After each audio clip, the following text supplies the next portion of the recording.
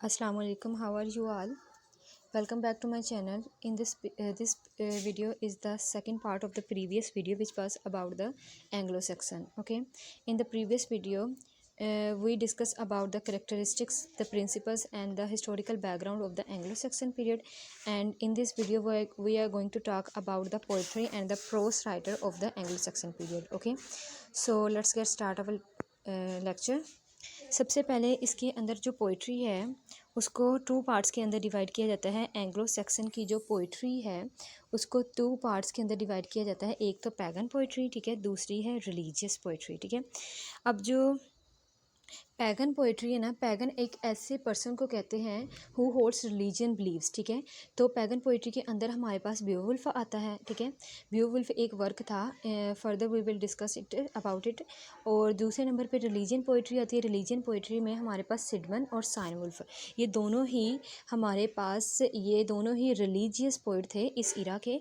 तो ये दोनों ने इन दोनों ने रिलीजियस पोइम्स लिखी, ठीक है। तो let's have a view about the further topic. अब इसके बाद जो हमारे पास आता है प्रोस राइटर आता है, ठीक है। प्रोस राइटर जो 18th सेंचुरी में बहुत ज़्यादा फेमस हुई थी इस इरा में, ठीक है। और 18th सेंचुरी में फेमस होने के बाद जो फेमस राइटर उनके हमारे पास उसके अंदर आते हैं ना, तो वो आते हैं वेनिरेबल बीड, अल्फ्रेड द ग्रेट और अल्फेरिक, ठीक है। तो जो इसके अंदर वेनिरेबल बीड है ना, ये प्रीस्ट था, ठीक है, प्रीस्ट भी था और स्कॉलर भी था।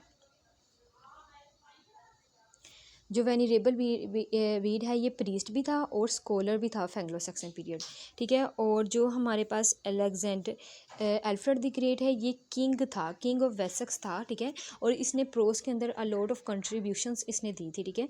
प्रोस के अंदर बहुत कुछ इसने लिखा था, ठीक है। और जो नेक्स्ट हमारे पास थर्ड है, इस इरा को वेनिरेबल बीड और अल्फ्रेड द ग्रेट ये मोस्ट प्रोमिनेंट राइटर है, प्रोस के मोस्ट प्रोमिनेंट राइटर्स हैं। अल्फ्रेड ने भी अपनी कंट्रीब्यूशन दी थी, ठीक है, लेकिन ये इतना इंपॉर्टेंट नहीं जितना ये दोनों है ज़्यादातर, ठीक है। और let's have a view of this further topics. सबसे पहले जो हमने पैगन पोइट्री के अंदर बेओवुल्फ देखा, ठीक है। बेओवुल्फ क्या है, सॉरी, ओके।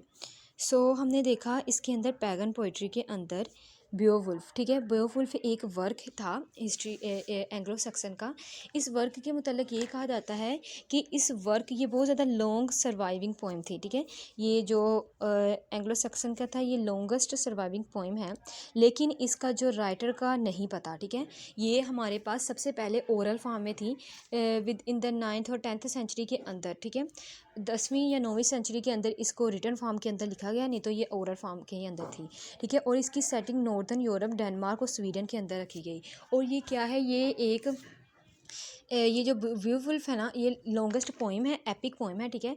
और ये स्टोरी है about the king of dance की, ठीक है, जो एक मीड हॉल बनाता है जहाँ वो सिंग करते हैं या सारी अपनी फ़ौज के साथ वो गाता है, वहाँ पे वो इंजॉय करता है, हरोथगर होता है उसका नाम, ठीक है। तो ये उसकी स्टोरी है जिसे बेओवुल्फ, जो इसके एक फ्रेंड का बेटा होता है, वो आके ना उसे एक मॉन्स्टर से बचाता है। वो जो मीड हॉल बनाता है ना, तो वहाँ एक मॉन्स्टर है ग्रैंडल नाम का, ठीक है। ग्रैंडल नाम का मॉन्स्टर उसके सोल्जर्स को खाना शुरू कर देता है डे बाय डे। तो फिर बेओवुल्फ जो उसके फ्रेंड का भतीजा होता है, फिर वो आके उसे बचाता है इन सारी डिफ़िकल्टीज से, ठीक है। तो ये था बेओवुल्फ। तो नेक्स्ट जो हमारे पास है पैगन पोइट्री के अंदर सिर्फ हमारे पास बेओवुल्फ ही मिलता है। दूसरा जो इसका है ना, वो हमारे पास है रिलीजियस पोइट्री, ठीक है। रिलीजियस पोइट्री, अब रिलीजियस पोइट्री के अंदर हमारे पास दो राइटर आते हैं, एक है सिडमन और दूसरा है साइनवुल्फ, ठीक है।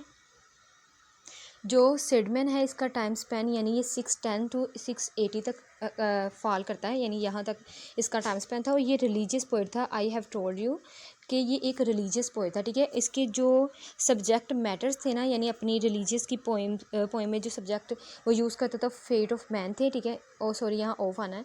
फ्रॉम द क्रिएशन फॉल, यानी इंसान की क्रिएशन से लेके उसके फॉल टू रिडेम्पशन, यानी इंसान की क्रिएशन से लेके उसके फॉल तक सारा, और लास्ट जजमेंट, ठीक है। लास्ट जजमेंट के मुतल्लक उसके जो वो अपनी पोइट्री के अंदर जो उसके सब्जेक्ट्स होते थे ना, तो वो ये यूज़ करता था। नेक्स्ट है इसकी जो फर्स्ट पोइम है ना, जो इसकी एक इम्पोर्टेंट पोइम मानी जाती है वो राइम टू प्रेज से, द हिम टू प्रेज, ठीक है।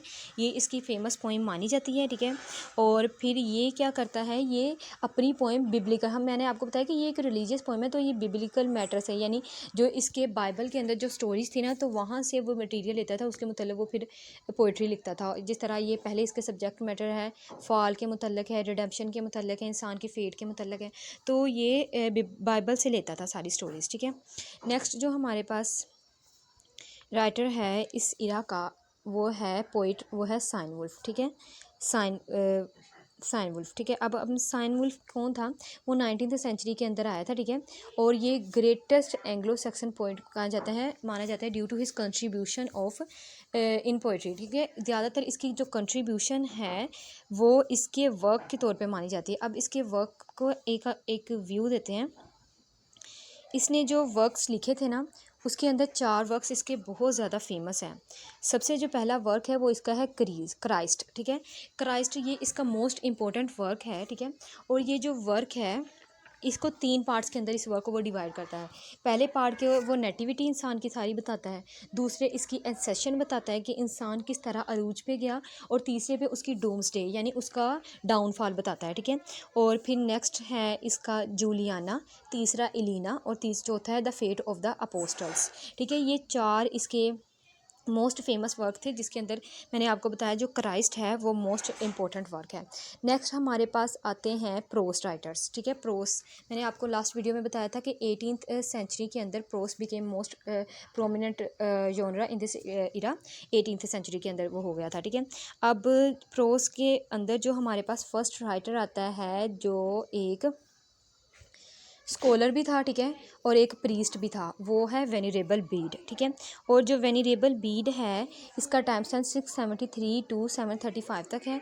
इसे first scholar in English literature माना जाता है। इसने 40 वर्क्स लिखे थे, 40 वर्क्स लिखे थे इंग्लिश के अंदर, यानी प्रोस के अंदर इसने 40 ज़्यादातर यही देखा जाता है कि 40 से ज़्यादा इसने वर्क लिखे, लेकिन ज़्यादा जो काउंटिंग है ना वो 40 ही है, ठीक है। और ये क्या है, इसने ज़्यादातर सारे वर्क लिखे लैटिन के अंदर इसने सारे वर्क्स अपने की सब वर्क की जो कंट्रीब्यूशन है ना वो लैटिन के अंदर दी थी, ठीक है। और फिर इसका जो मोस्ट फेमस वर्क है वो है the ecclesiastical history of the English people की ecclesiastical history of the English people, ये इसका फेमस वर्क है, ठीक है। सो जो नेक्स्ट हमारे पास वर्क है राइटर है, who was also the king of the Anglo section was Alfred the great, ठीक है। इसका जो टाइम स्पैन है वो 848 to 901 तक है, ठीक है। और ये किंग ऑफ वेसेक्स था, ठीक है। और इसे फादर ऑफ इंग्लिश प्रोस कहा जाता है। ये इसका मोस्ट फेमस यानी इसके बारे में ये लाइन है कि इसे फादर ऑफ इंग्लिश प्रोस कहा जाता है, due to his contribution in prose. और इसके अलावा ये बहुत ट्रांसलेटर भी था। इसे फर्स्ट वेल नाउन ट्रांसलेटर भी इसे कहा जाता है। वो क्यों कहा जाता है कि क्योंकि ये इसने बहुत ज़्यादा वर्क को ना, लैटिन के वर्क को इंग्लिश के अंदर ट्रांसलेट किया था। लैटिन के बहुत ज़्यादा वर्क्स को इंग्लिश के अंदर इसने ट्रांसलेट किया था। और जो इसमें से एक वर्क है द एंग्लो सैक्सन, इसमें से एक वर्क है द एंग्लो सैक्सन क्रॉनिकल्स, ठीक है। ये भी एक लैटिन का वर्क था जिसको इसने इंग्लिश के अंदर ट्रांसलेट किया था। That is why is called he is also known as the translator, okay. So जो नेक्स्ट हमारे पास प्रोस राइटर है वो है अल्फेरिक, ठीक है। इसका जो टाइम स्पैन है 950 to 1010 यानी 1010 तक है। और ये भी एक प्रीस्ट था। इसके बारे में भी ये कहा जाता है कि ये भी एक प्रीस्ट था। और ये क्या करता था, ये जो सरमन्स देता था ना, यानी चर्च के अंदर आपने सुना होगा कि चर्च के अंदर जो प्रीस्ट होते हैं वो जो उससे सरमन्स देते हैं, तो वो जो सरमन देता था वो पोएटिक प्रोस के अंदर ही देता था, ठीक है। और इसके अलावा इसने बहुत ज़्यादा रिलीजियन वर्क्स लिखे थे लैटिन के अंदर और ग्रीक के अंदर, ठीक है। सो ये था एल्फरिक। So this was all about of today's lecture. Now our age of Anglo-Saxon age, हमारी ये एंग्लो सेक्सन एज कवर हो चुकी है, ठीक है। हमने इसकी करेक्टरिस्टिक्स पढ़ी, इसके पोइट्री पढ़ी, इसके प्रोस राइटर्स पढ़े, इसके किंग का पढ़ा, इसके प्रिंसिपल्स पढ़े, ठीक है।